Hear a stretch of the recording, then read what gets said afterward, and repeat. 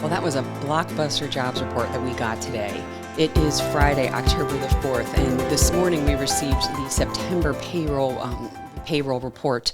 And what we saw was that the U.S. economy added 254,000 jobs in the month of September. And that was so much better than expectations. The expectations were for 150,000 and even higher than the economist who had the highest reading, which I believe was about 220,000. So it was a really good job. We also had a jobs report. We also had 2 months of net positive revisions of about 72,000.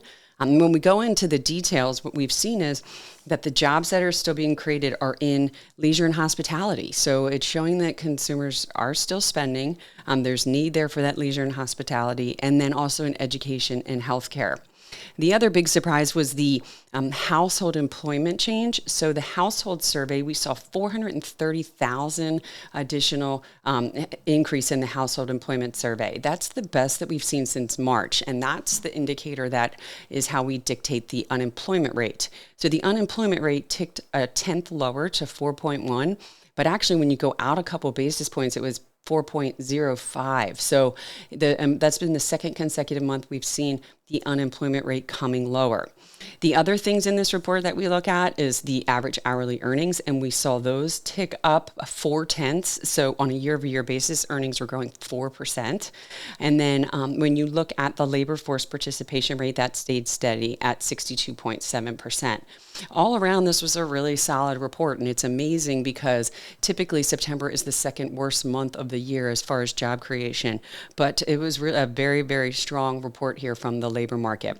And a lot of questions about what does that mean for the Federal Reserve. We think that the Federal Reserve there's a lot of speakers next week. They'll get one more employment report before their next meeting. I think they're still on pace to probably cut interest rates, but I think those people expecting a 50 basis point rate cut can kind of price that out right now after this employment report.